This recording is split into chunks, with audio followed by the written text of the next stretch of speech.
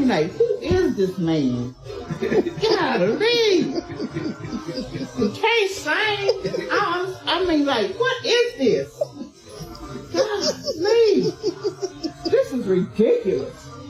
And got the American flag and all these other flags. And yeah, God bless you too. Get off the stage. Please get off the stage. Get off. Put the game back on. I can't stand this. Tell me that. I mean, what in the world is all this foolishness? Thank you. Get off the stage, please. Jesus.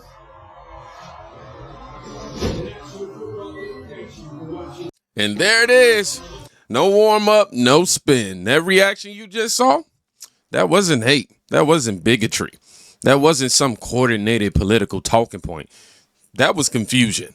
The same confusion millions of viewers had when the NFL decided to turn America's biggest sporting event into a cultural rollout nobody voted for. And watch what happens every single time this dynamic plays out. Democrats don't respond with logic. Okay, I need to go ahead and get this fixed. They don't respond with logic. They respond with emotional labeling. If you didn't love it, you're intolerant. If you didn't understand it, you're ignorant. If you question it, ultimately, you're just racist. That's how it all equates for them. That's not argumentation. That's manipulation. Because once they shame you, they don't have to defend the decision. They never do anyway. And speaking of people being told their concerns don't matter, let's talk about the viewers who are watching with their families. All right? Why would I watch the halftime show or care if I don't understand what he's saying? Like, people are saying you're racist for not wanting to watch or support Bad Bunny, and I'm like, I think that's the problem. I think there's an agenda behind why he's performing, and you're a part of it. I don't understand what he's saying, so I'm not going to listen to it. I don't care. He's not speaking my language. Why are you trying to make me feel uncomfortable on an English-speaking territory? Or in an English-speaking territory, I'm sorry. I don't understand what he's saying, so I don't really care. I don't know why he's performing if he can't speak English. That's just how I feel about it. It's just the NFL. This isn't the World Cup with soccer or something. I can understand that. But it's the NFL. Even in soccer, bro, when they be having like America News or something like that, like these folks translate the post-game interview in English. So I need that at the Super Bowl halftime show. It's the Super Bowl. If you can't translate the song in English, big dog, I'm gonna need you to find somebody else, because I don't know what you're saying. And no, I'm not racist just because I don't know what you're saying, or just because I don't care about what you gotta say because I don't know what you're saying. Now, here's where the conversation gets real quiet from the media class, right? This isn't a nightclub venue, right? This isn't an adults-only concert environment. This is the Super Bowl. Multi-generational households all watching together. And when parents raise concerns, they're mocked, dismissed, painted as regressive. I want you to notice the pattern, though. Democrats scream, protect the children when it supports their agenda, but when the concern challenges their cultural programming, suddenly protecting kids becomes ridiculous to them. That idea is just, they can't fathom it. That's selective morality or narrative convenience. But criticism didn't stop at broadcast tone. Some viewers started digging into the actual content itself. I want y'all to check this out. Okay, so my post about translating Bad Bunny's song so that you know what you're listening to at the Super Bowl went viral. I didn't expect that, but since we're at it, let's translate another song. This one is called Vatican, and this is a clip from that music video, so you know where that's going. He spelled Vatican with a B for some reason, but here we go, let's start up there.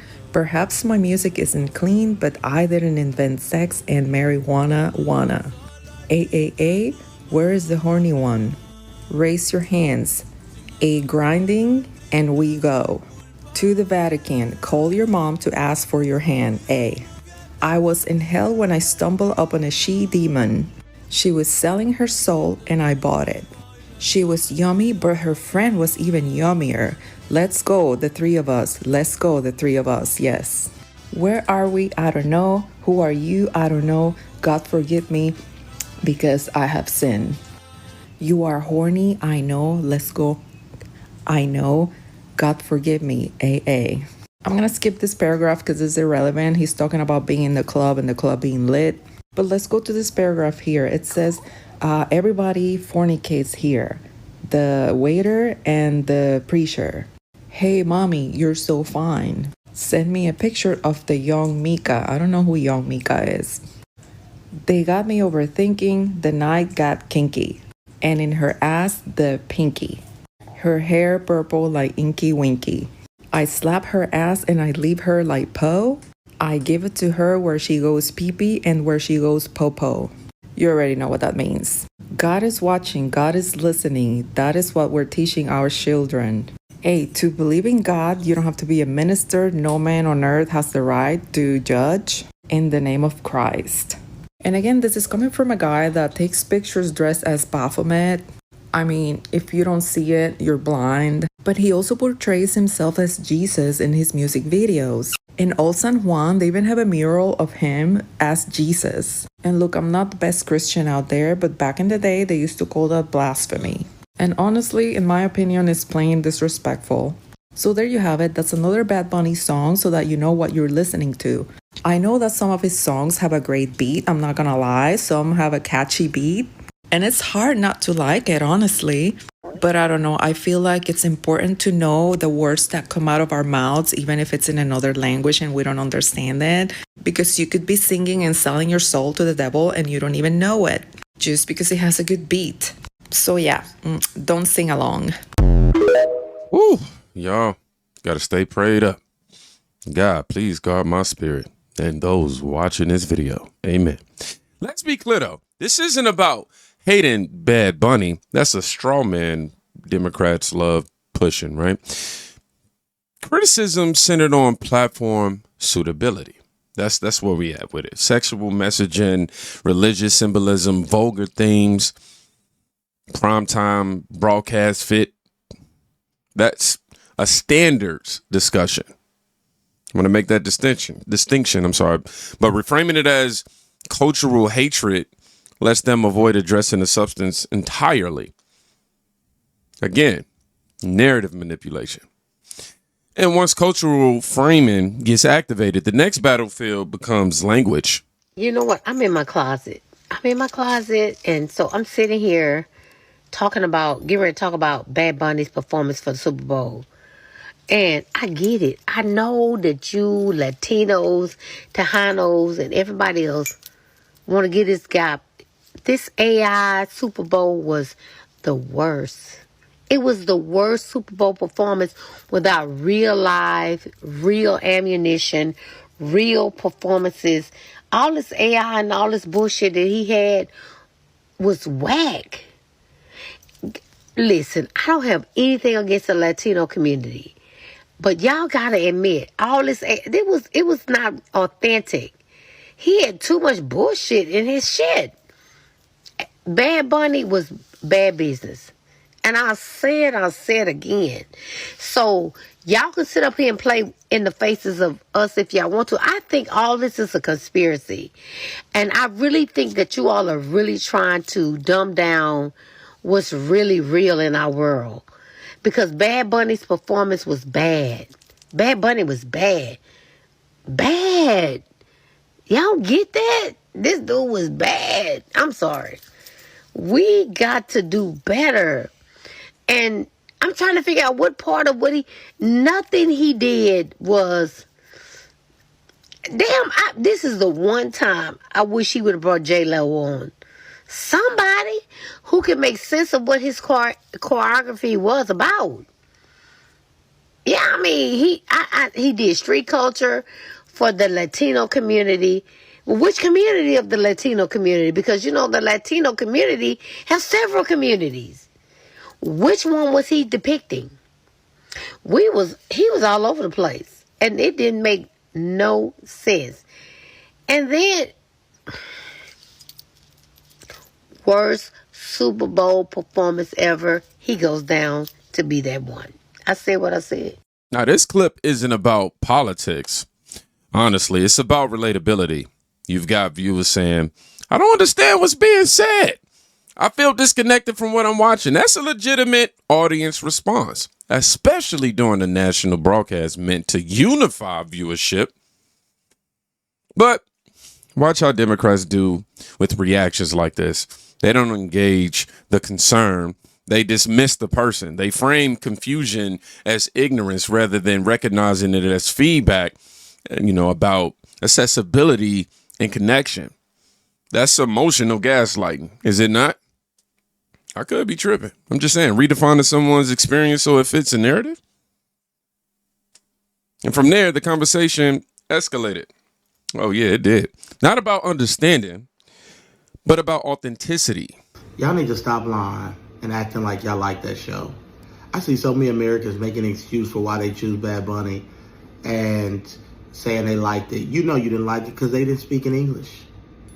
You didn't understand what they were saying. I see people, I didn't understand what they were saying. Well, that's the main purpose. Well, if you didn't understand what they were saying, how can you enjoy something? They're lying because maybe they liked his politics. Maybe they liked the imagery. Maybe they just liked that the Trump didn't like it, and so they like it. But the reality of it is, y'all didn't like it. Stop lying. Only people that like Bad Bunny's performance were Puerto Ricans and his people of that origin who speak that language. Those are the only people that really liked it. I love Hispanic people. I have pastors. I've had them come to my services. I love them. They're my brothers and sisters in Christ. But from a political and from a cultural standpoint, as an American, it would have been respectful for him to speak in English, and if you want to have a translator. In my church, we have English. In churches I've been at and ministered at, we have English and Spanish when there's a huge Spanish population. We don't just speak Spanish because then the English people wouldn't know what they're talking about. I have literally no idea what he was saying. And that's not okay when most of the people that are watching are Americans. Yes, there's a huge foreign audience, but the Super Bowl is supposed to be about America. And before people talk about, he's an American, you know what I'm talking about. Yes, Puerto Rico is a part of America, but it's not one of the 50 states. It doesn't have the same culture as America does, as the traditional 50 states. When we talk about America, it has still its own culture that is not anything like the 50 states. So you didn't like it because he spoke in English. I didn't like it because he was waving foreign flags of other countries. There was a disrespect to patriotism in America. But what we expect from people like him, the left, they hate the country. They believe that people should come over here and disrespect America because America is so bad and evil. Yeah. Now, this reaction hits a different nerve entirely. This isn't confusion. It's skepticism. It's questioning whether people were genuinely connecting or just pretending to connect because cultural approval demanded it. And that matters because Democrats thrive. They thrive on performative agreement. They reward public alignment, not honest reaction. So if you say, I didn't get it, I don't get it, or I wasn't feeling it, you're pressured into silence. That's not dialogue. That's ideological enforcement. And once emotional lines are drawn, viral outrage content begins flooding timelines to steer the narrative elsewhere.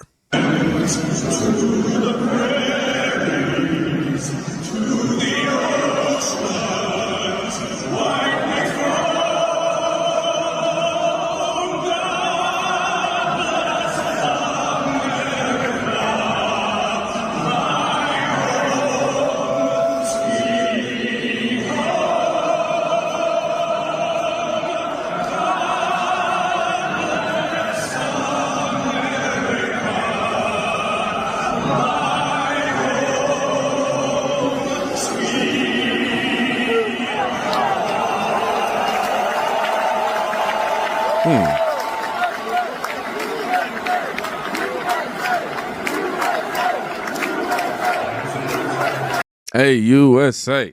So it says, wow, Bad Bunny refused to stand for our national anthem. Now, I'll be honest, this is how outrage cycles operate. Context gets stripped, interpretations get assigned, emotion gets weaponized. Suddenly, we're no longer talking about halftime quality. We're debating loyalty optics. That's algorithm fuel for sure.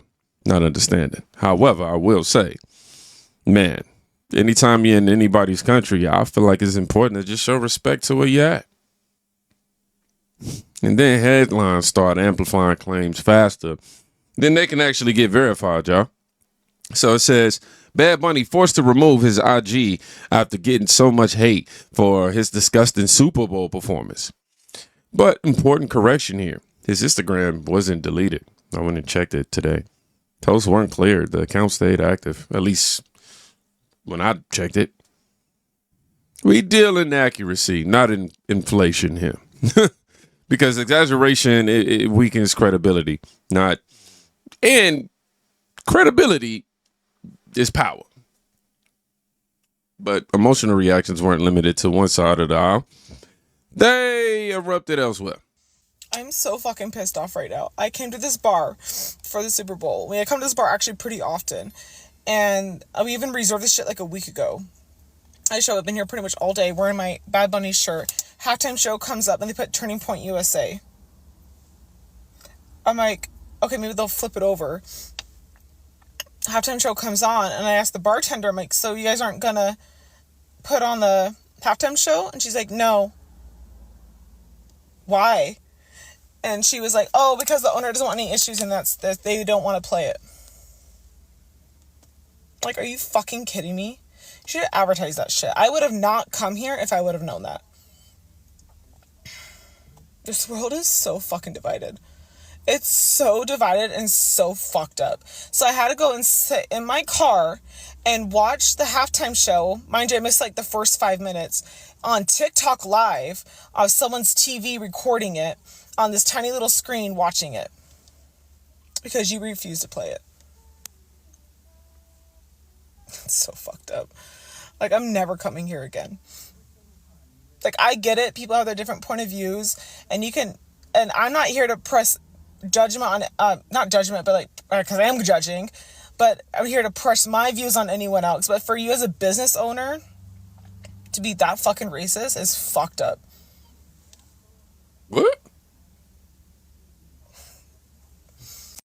That's what that equated to?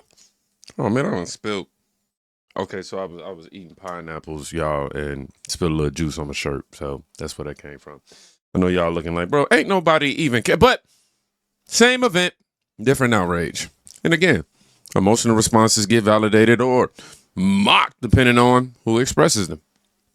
That inconsistency reveals narrative bias, not principled analysis. Yet, outside ideological extremes, some perspectives try to land in the middle. Hey, how'd you like Look, it? Ocho, You liked it? I didn't understand not one word, but the production Yeah. and the visual effects. Oh yeah, the visual. Yeah. Man. Oh yeah, it was nice. It was nice. Yeah. It was nice. Yeah. I mean, listen. I mean, if you would hit me, I could explain, what he was saying.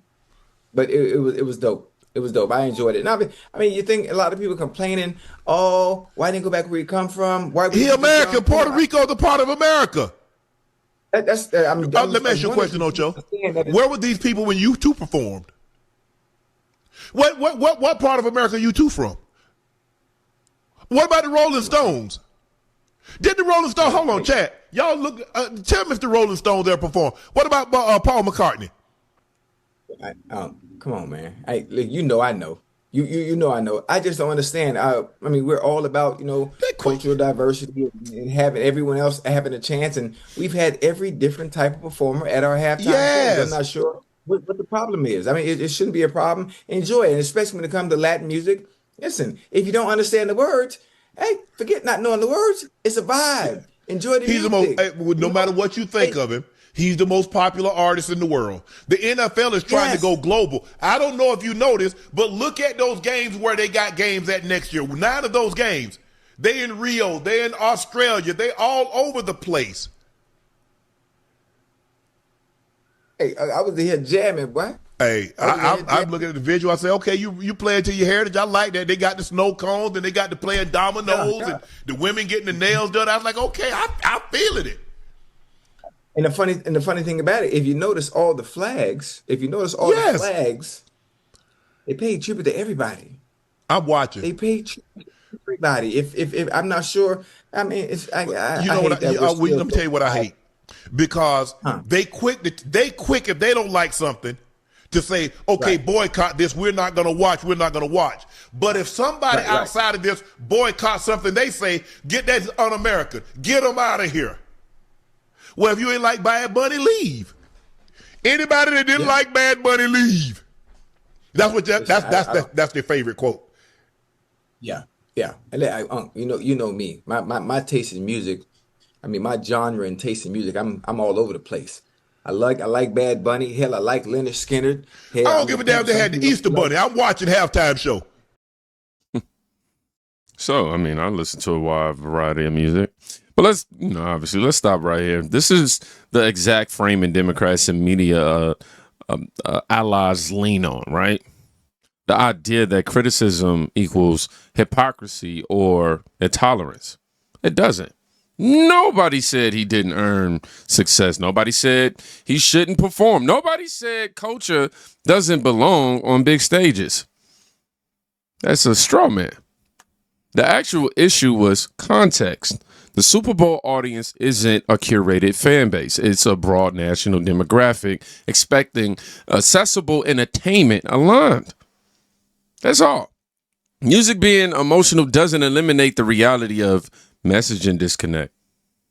You know, vacationing somewhere doesn't obligate viewers to connect with every cultural export on demand. And enjoying rhythm doesn't invalidate critique of placement or tone. That argument collapses under basic logic to me. It replaces substance with moral guilt, which is the oldest manipulation tactic in political narrative shaping. And once that framing falls apart, the media leans on something else entirely to try to stabilize perception. What did you think of halftime? Oh, Benita was unbelievable. Loose, happy, made everybody ecstatic. I loved it. And congrats to the bunny. He's a great human being. Awesome. Fly safe. Love you. Get home. What did you think of halftime? Oh, Benita was unbelievable. Oh, my guy, Adam Sandler. Now here comes the celebrity validation phase. Familiar face, positive endorsement, narrative, temperature lowered. Because approval signals shift public comfort faster than debate ever could. But let's anchor reality one last time. Right-wing criticism wasn't about hating Bad Bunny. It wasn't about rejecting culture. It wasn't about intolerance. It was simply about platform fit, audience expectations, broadcast alignment, context of the content. And instead of addressing those points, honestly, Democrats leaned on emotional framing, labeling, and narrative manipulation. Same playbook, different headline. So, if you made it to the end of this video, I want you to put in frame, because that's what we're doing. That's what we're doing here in the kingdom. We putting everything in frame. This week. I think that's going to be the theme this week. Y'all be safe. Go check on somebody today. You can quite literally be saving their life. Peace.